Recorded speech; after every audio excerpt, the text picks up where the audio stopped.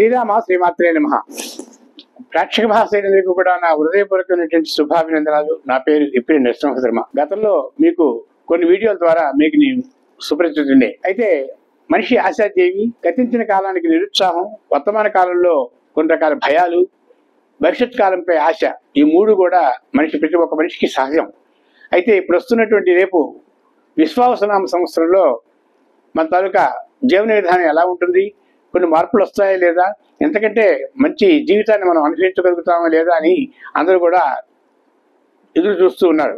అయితే దీనికోసం వాళ్ళ తాలూకా నక్షత్రాలని వ్యాధి విధులకు తెలియజేసి విశ్వాసనామ సంవత్సరంలో ఎలా ఉంటుంది, మా భవిష్యత్తు ఏంటి, మా ప్రణాళికలు ఏంటి, మేము ఏ విధంగా కొన్ని రకాల చర్యలు తీసుకోవాలి, ఏవి మానుకోవాలి అనే విషయం మీద చాలామంది వీడియోల ద్వారా, తర్వాత టీవీల్లో కూర్చొని బ్రాహ్మణులకు సంప్రదించి ఈ ప్రకారంగా వాళ్ళ తాలూకా వ్యక్తిగత జీవిత జాతకానికి అడిగి సమాచారాన్ని తెలుసుకుంటున్నారు. ముఖ్యంగా చెప్పవలసిన విషయం ఏంటంటే, జ్యోతిష శాస్త్రంలో నవగ్రహాలు కూడా ప్రతి ఒక్క మనిషికి కూడా శుభాలు ప్రసాదించేవి అని చెప్పేసి నమ్మాలి. ఎందుకంటే నవగ్రహాల తాలూకా సంచారం ఉండబట్టే మనిషి ఆయురారోగ్య భాగ్యాలను పొందగలిగి భక్తితో నిరంతరం తన తాలూకు స్వశక్తి మీద జీవిస్తూ కష్టసుఖాలను తెలుసుకుంటూ దానికి అధిగమిస్తూ జీవనం కొనసాగిస్తున్నాడు అన్నది వేదాల్లో ఉండేటువంటి ఒక భక్తి పెద్ద విశ్వాసం. అయితే విశ్వాసనామ సంవత్సరంలో ఉదాహరణ మనం చెప్పాలంటే గోచారానికి ఎక్కువ ప్రాధాన్యత ఇస్తూ కొన్ని పంచాంగాల్లో ఈ రాశి వారికి ఏలినాటి శని, ఈ రాశి వారికి అష్టమ శని, ఈ రాశి వారికి ద్వాదశ శని, తర్వాత ఈ రాశి వారికి ఏమో షష్ఠ శని, కంటక శని, అర్ధాష్టమ శని అని రకరకాల ప్రభావాలు ఒక్క శని మీదే పెట్టి చెప్తూ ఉన్నారు గోచారంలో. టీవీల్లో కూడా సమాచారం కూడా అలాగే వస్తూ ఉంది. అది కొంతమంది భయప్రాంతాలు చేస్తున్నాయి. శని అంటే మనకు పీడించేవాడని, అనేక రకాల ఇబ్బందులు పెట్టేవాడని అని చెప్పి చాలా మందికి అపోహ ఉంది.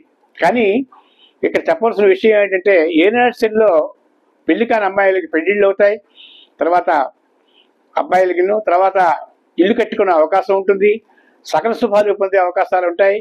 ఏలినాటి శని ఎవరికి కూడా బాధ పెట్టే స్వభావంతో ఏలినాటి శని ఉండదు. అది చాలా మందికి తెలియదు. అయితే ఏలినాటి శని వస్తే కానీ పాతప్పులు తీరవు, ఏలినాటి శని వస్తే కానీ రాజకీయ నాయకులు ఎవరు, ఏలినాటి శని వస్తే కానీ అమ్మాయిలకి పెళ్లిళ్ళు కావు. ఈ ప్రకారంగా సమస్త శుభాలను ప్రసాదించేది ఏలినాటి శని అని చెప్పేసి చాలా మందికి తెలియదు ఈ విషయం. మేషరాశికి వచ్చేటువంటి ఏలినాటి శని కూడా ఒక గొప్ప యోగాన్నే ప్రసాదిస్తుంది. అయితే ఇక్కడ చూసుకోవాల్సిన విషయం ఏంటంటే, ప్రతి రాశి మీద కూడా మూడు తాలూకా గ్రహాల తాలూకా ప్రభావం ప్రతి రాశి మీద ఉంటుంది. అశ్విని, భరణి, కృత్తిక, ఈ ప్రకారంగా మూడు నక్షత్రాలు మేషరాశి మీద ఉంటుంది. కేతువు, శుక్రుడు, రవి, ఈ ప్రభావం మేషరాశి మీద ఎక్కువగా బలంగా ఉంటుంది. ఆ మూడు బాగుండాలి.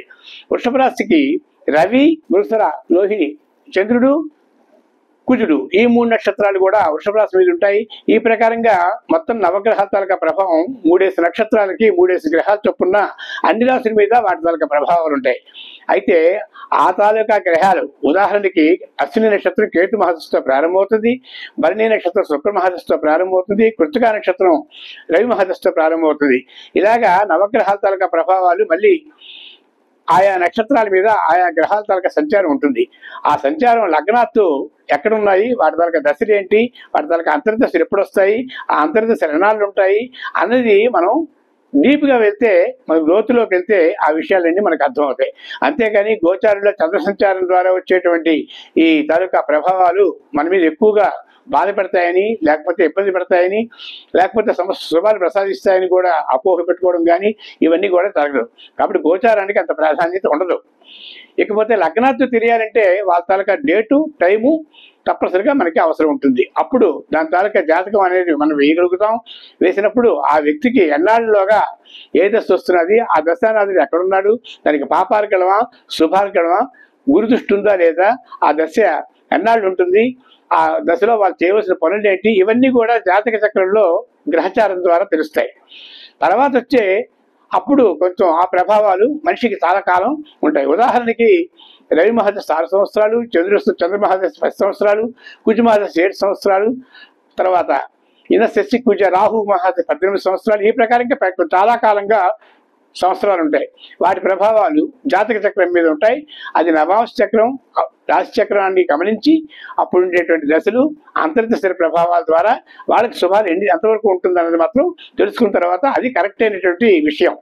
ఆ విషయానికి ఎవరు వెళ్లకుండా డే టు టైం ఇవ్వగలిగినప్పుడు ఆ దశలు, అంతర్దశలు జాతక చక్రం వేసిన తర్వాత ఆ దశా ప్రభావాలు మాత్రమే ప్రతి సంవత్సరం ప్రతి ఒక్క వ్యక్తికి ఉపయోగపడతాయి. గోచారంలో వచ్చేటువంటి చంద్రస్థితి వల్ల వచ్చేటువంటి సమాచారం తాత్కాలికం. కాబట్టి ఈ గ్రహచారంలో ఆ దశలు కొన్ని బాగులేకపోతే అప్పుడు గోచారంలో ఉండేటువంటి శుభ ఫలితాలను కూడా జోడించినట్లయితే ఆ వ్యక్తికి కొంత మనశ్శాంతి వస్తుంది. లేకపోతే గోచారంలో వచ్చేటువంటి ఒక్క విషయంకే ఎట్టి పరిస్థితుల్లో కూడా మనిషి సుఖంగా ఉంటాడు అనుకోవడం తప్పు. కర్కాటక రాశి వారికి ఈ సంవత్సరం చాలా బాగుంటుంది. ఇంతకుముందు చాలా కష్టాలు పడ్డారని, ఇప్పుడు వాళ్ళకి మంచి రోజులు వస్తున్నాయని, అష్టమంలో శని ఉన్నాడు, తర్వాత 9వ స్థానంలో రాహు ఉన్నాడు అని చెప్పేసి కర్కాటక రాశికి చాలా ఇబ్బందులు ఉన్నాయి. ఆ శని తొలగిపోతున్నాడు, రాహు మారిపోతున్నాడు, గురుడు మారిపోతున్నాడు. ఈ ప్రకారంగా కూడా కొంత మార్పుల చేత కర్కాటక రాశి వారికి చాలా బాగుంటుంది అనుకోవడం చాలా మంది అనుకుంటున్నారు. కానీ ఇక్కడ వివరణ ఏంటంటే, అష్టమంలో శని ఉన్నప్పుడు మేన మీదకి వెళ్ళినప్పుడు 9వ స్థానంకి వెళ్తాడు కర్కాటక రాశికి. అది నవమ శని గురుంతరక క్షేత్రంలోకి వెళ్తాడు. తర్వాత అక్కడి నుంచి అక్కడ ఉండేటువంటి రాహు మళ్ళీ అష్టమంలోకి వస్తాడు. శనివత్ రాహు, కుజవత్ కేతు మళ్ళీ అష్టమ శని ఉన్నట్టే లెక్క కర్కాటక రాశికి. కాబట్టి అష్టమ రాహు కూడా మంచిది కాదు. ఏదో కొన్ని రకాలుగా శుభయోగాలు ప్రసాదించినప్పటికీ కూడా కొన్ని రకాల ఇబ్బందులు కూడా అష్టమ రాహు వల్ల కలిగే అవకాశాలు ఉంటాయి. అలాగే 9వ స్థానంలో శని కూడా కొన్ని రకాల ఇబ్బందులు కలిగేటప్పుడు కూడా కొన్ని రకాల శుభాలు చేసే అవకాశాలు ఉంటాయి. ఇకపోతే గురుంతరక సంచారం కూడా అంతగా బాగులేదు కనుక ఆ ప్రకారంగా గురుంతరక ప్రభావం కూడా కలిసి రాక గురు దృష్టి పడాలి. గురు దృష్టి పడేటువంటి వాతావరణంలో ఈ 2 రాశులు ఉండవు. కాబట్టి గురుంతరక ప్రభావం కూడా కొంతవరకు అవసరం వస్తుంది. ఇలా లెక్కేసుకుంటే ఆ కర్కాటక రాశికి ఇంకా మధ్యమంగానే ఉంటుందని మాత్రం చెప్పుకోవచ్చు. కాబట్టి అయితే ఇవన్నీ ఏం చేయాలనుకుంటే ఎక్కడ పరిష్కారాలంటూ ఏం చేయలేదు. మానసికమైనటువంటి అశాంతిని తొలగించుకొని దైవారాధన కలిగి ఉండి శుచిర్భూతమైన వాతావరణంలో ఉండి వాళ్ళు ఆ దశ అంతర్దశలో తీసుకోవాల్సిన నిర్ణయాలకి కొంచెం గట్టి నిర్ణయాలు అయితే ఆర్థికపరమైనటువంటి పెద్దగా ప్రణాళికలు వేసుకుంటే దాన్ని కొంచెం అరికట్టుకొని మంచి శుభమైన వాతావరణం వచ్చే వరకు వేచి ఉండి ఆ డబ్బుని అప్పుడు ఉపయోగించుకోవాల్సిన అవసరాలు ఉంటే అలా జ్ఞానంగా ఆలోచించుకొని ప్రణాళిక వేసుకుంటే తప్పనిసరిగా వాళ్ళ జీవితం ఒక మార్గంలో వెళ్తుంది. లేదు అంటే అనాలోచిత వ్యవహారంగా చేసినట్లయితే కొన్ని రకాల ఇబ్బందులకు మాత్రం గురయ్యే అవకాశాలు ఏ రాశి వారికే ఉంటాయి. కాబట్టి ఎవరు అపోహ పడకూడదు. అందరికీ కూడా శని భగవానుడు, రాహు భగవానుడు, తర్వాత గురు భగవానుడు కూడా అందరికీ కూడా సమస్త శుభాలని ప్రసాదిస్తాడు. విశ్వావసనామ సంవత్సరంలో ప్రజాక్షేమం చాలా బాగుంటుంది. ఎందుకంటే గత కాలం కంటే విశ్వావసనామ సంవత్సరంలో పంటలు అభివృద్ధిగా ఉంటాయి. తర్వాత సమస్త సుభిక్షంగా ఉంటుందని చెప్పేసి కూడా పంచాంగాలు తెలియజేస్తున్నాయి. కాబట్టి గ్రహ సముదాయం కూడా బాగుంది. వ్యక్తి జాతకం కూడా అంతవరకే శుభప్రదంగా ఉంటుందని ఎవరు అపోహలు గురి కాకుండా తప్పనిసరిగా విశ్వావసనామ సంవత్సరాన్ని అందరూ ఆనందమయంగా చూసుకొని ఆనందమయంగా జరుపుకుంటారని, విశ్వావసనామ సంవత్సరంలో ఆశాజనకంగా జీవిస్తారని కోరుకుందాం. ఇకపోతే మీకు ఎవరికైనా సరే ఏ విధమైన ఇబ్బంది ఉన్నట్టయితే 9440716193 ఈ నెంబర్కి ఫోన్ చేసినట్లయితే మీ తాలూకా జాతక చక్రంలో ఇప్పుడు ఉండేటువంటి దశ ఏమిటో అంతర్దశ ఏమిటో తెలియజేసే అవకాశం ఉంటుంది. ఆ అంతర్దశ ప్రభావం వ్యక్తిగతంగా చెప్పడం జరుగుతుంది. దాన్ని తీసుకోవాల్సిన జాగ్రత్తలు కూడా చెప్పవలసిన అవసరం ఉంటుంది. కాబట్టి నాకే కాదు ఎవరికైనా జాతక చక్రం వేసిన వాళ్ళకి నేనే రాస్తాననుకోను. కాబట్టి 9440716193 ఫోన్ చేస్తే నా వరకు వచ్చిన జాతకాలు తప్పనిసరిగా అప్పుడు వాళ్ళ తాలూకా వ్యక్తిగతమైన జాతకం అది. ఆ జాతకానికి ఇప్పుడు గోచారం కూడా జత చేసి వాళ్ళకు ఉండేటువంటి ఏమాత్రం భయాలున్నా ఆ భయాలన్నీ నివారించి దానికి తగిన చిన్న తరుణోపాయాలు తెలియజేసే అవకాశం ఉంటుంది. కాబట్టి నవగ్రహ దేవత భక్తులందరూ కూడా ఈ విషయాన్ని గమనించవలసిందిగా కోరుతున్నాను. స్క్రోల్ అవుతున్నది నెంబరు. ఆ నెంబర్కి ఫోన్ చేస్తే ఇప్పుడున్న పరిస్థితి ఏ రాశి వారికి ఎలాంటి ప్రభావం ఉందో కూడా ఆ జాతక చక్రం ద్వారా మాత్రమే తెలుస్తుంది. గోచారానికి అంత బెంగ పెట్టుకొని అనేక రకాలుగా ఇబ్బందులు పడి రేపు ఎయిర్ నట్స్ వస్తున్నదని చెప్పేసి కానీ మరో శని వస్తున్నదని కానీ ఈ విధంగా ఇబ్బందులు పడిపోయి మీరు మానసికంగా శారీరకంగా కుంగిపోవడం మాత్రం తప్పని చెప్పేసి గమనించవలసిందిగా కోరుకుంటూ అంతవరకు సెలవు. మీ ఇప్పుడు నరసింహ శర్మ.